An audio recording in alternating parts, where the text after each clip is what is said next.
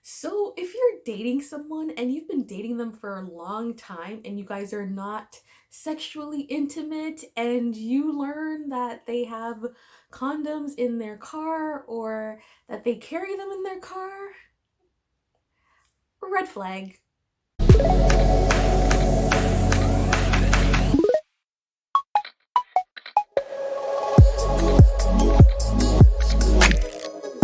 Hey guys, welcome back to my channel. Thank you so much for joining me today. And I'm going to give you a second because if you haven't liked, shared, or subscribed, I want you guys to take a moment to do that right now.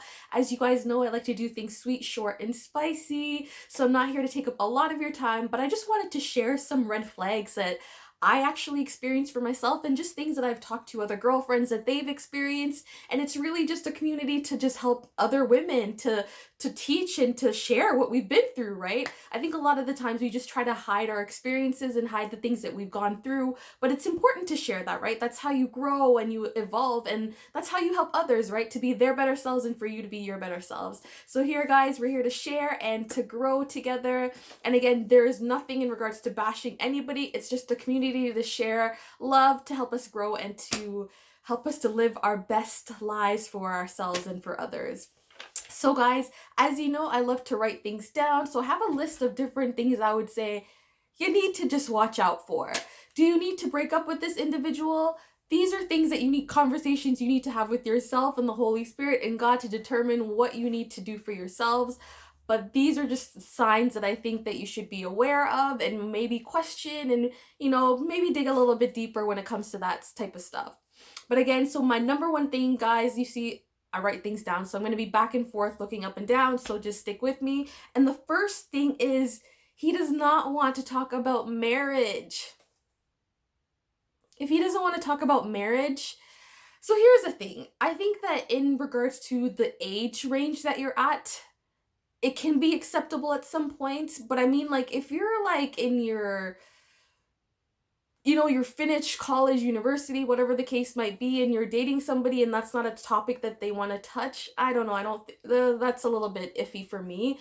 What I would say, I think that if you're dating someone for like a year or so, they should have like a vision as to where the relationship is going between you and them, and just a vision in regards to what they have for themselves in life. And if you can't tell that marriage and family, if that's something that you're looking for and that's something that's not in alignment with what they want, then maybe that's something that you maybe need to step back from, maybe question more and look into a little bit deeper, right?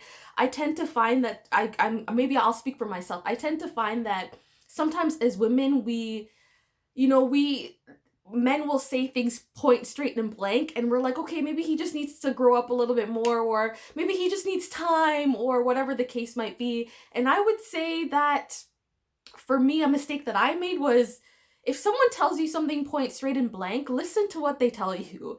Heed to what they tell you and go on and live your own life separately. And if you guys happen to come back when you're both free and you want to make it work it out or try, then do that. But if someone tells you point blank straight they don't want to get married, they do not want to get married. Don't sit there waiting. Don't sit there plotting to get them into that zone. Just live your life, move forward, and move on, and find somebody that's in the right state of frame that you want for your life and the right vision of what you want for yourself, and move forward. That's what I would say. That's my opinion. That's from my personal opinion. But again, whatever you do, consult God, the Holy Spirit, and just let him guide you in regards to what you need to do for yourself and for your life, right? So another thing is the way that they speak. Do they include us? We should. Like what I see for us, I think that the way someone talks about their future or about their lives is a reflectant as to how they kind of see you.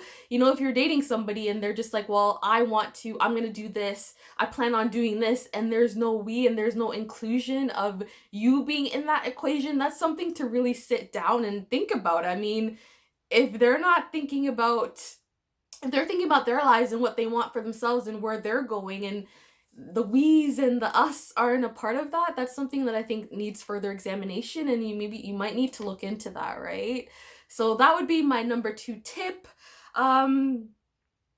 A big one, which is something that I think that I ignored. If you're with somebody and you can't touch their phones, or if their phone is like a clutch that just never gets let down when you're around them, red flag. um I think that was something that I ignored prior to, where I didn't pay attention to that because I'm a personal person too, and I was like, well, it is what it is. I just give people that automatic trust. Like, we shouldn't have to sneak through each other's phones. I don't think that in a relationship you should have to do that at all. But there were things in regards to one specific relationship where I could not touch his phone. I could not, like, for example, my fiance is awesome. Like, we both have access to each other's phones. Like, if I need to look at something or if I need to just whatever, there is free range when it comes to me and him sharing our phones. There's just no limitations there.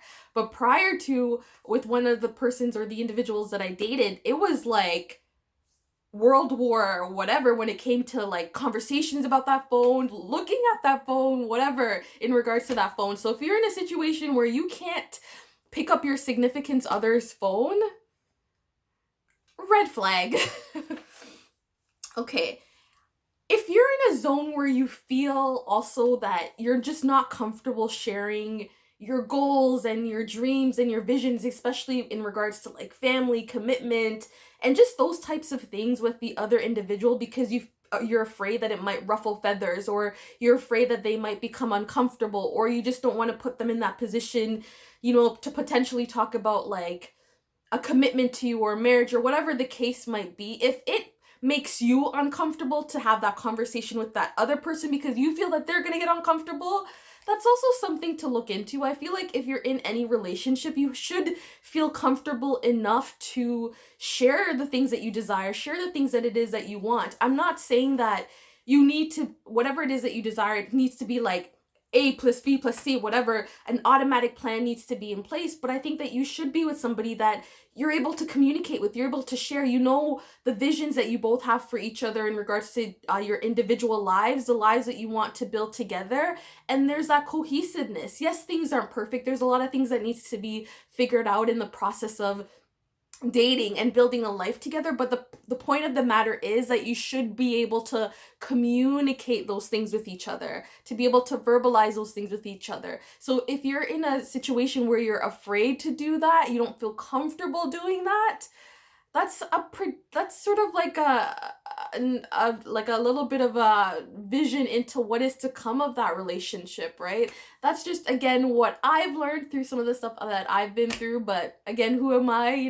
But again, those are just some of the things that I would say just to keep an open eye on in regards to if there's not that comfortability just to share your visions and your goals and what you desire, and there's not that communication between the other person with you.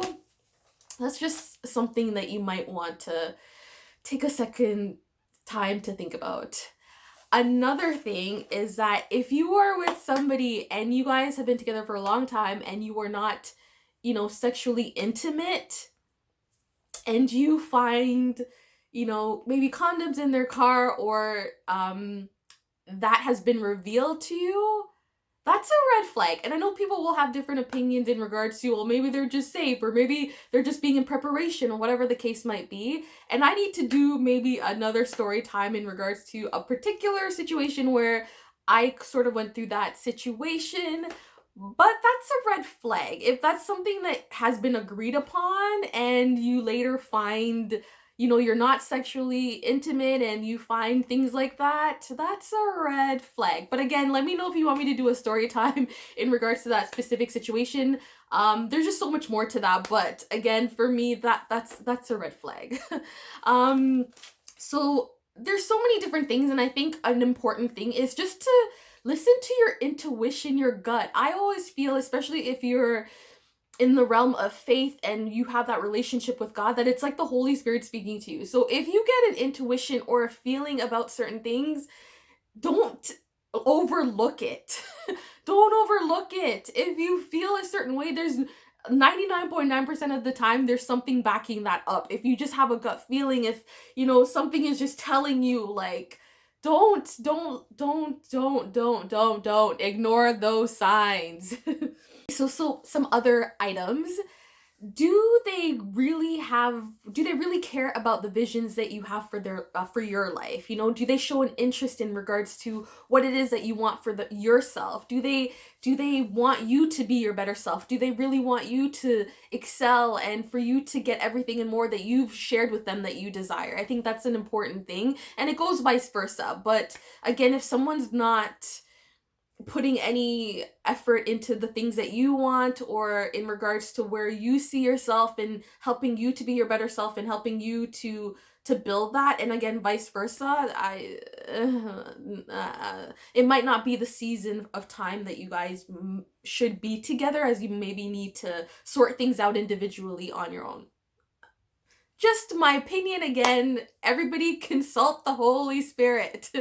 um Again, like I said, I think especially when it comes to males, and this is just something that I've learned over time, it's just really good if you're, especially when it comes to dating and just being involved with people, you really want to be with somebody that has like a vision of what they desire for their lives. And like I said, we've all been in that state of life or journey where we don't know what we want. We're just sort of trying to figure that out, and I don't think there's anything wrong with that. We're human beings and we all go through that.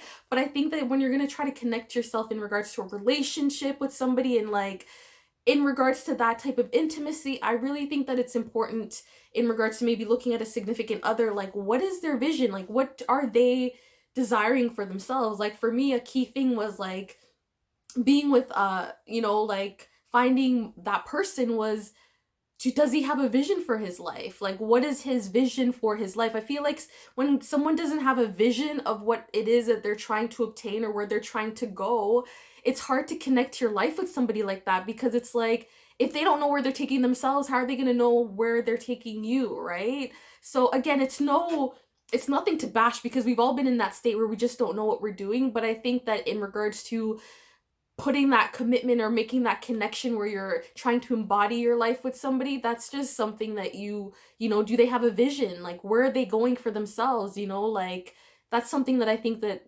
everyone needs to figure out for themselves before they connect somebody into their realm or their lives. And yeah. So again, guys, thank you so much for joining me. Those are a little bit of the tips of just flags that I think that, or things that you might want to look out for or just look into when it comes to trying to find that match or just dating on in general. Guys, let me know below some of the flags that you've seen, or just some of the things that you've dealt with, or you would say to people, nah, you need to pass this if you're experiencing this. But again, this is just a community of love, sharing, growing, and really just helping each other to be the better selves that we all want to be. So guys, thank you so much for joining me, and again, I will see you in my next video. See you guys later. Bye. This is a bonus one, but if you're involved with somebody and you don't know their family, or you don't know their friends, or you don't have that embodiment in regards to like what is important to them, who are important to them, that's also something to just be a little bit weary of if you have no idea about like their lives separate from the two of you, or people, or their family. I think it's important to have that embodiment, because you get to see that side of that individual, like how they treat their family, how they are around their friends. So that would be something that I would say, if you're not exposed to that and you've been dating somebody for a while and they're not trying to integrate you in that regards, that's something to be a little to question a little bit. So yeah. As you guys know, with this topic, it can go on and on and on. So I just listed a couple other things maybe to look out for on here, maybe on here. So again, I'm just trying to keep this video sweet and short for you guys. So here are a couple other items you might want to look out for.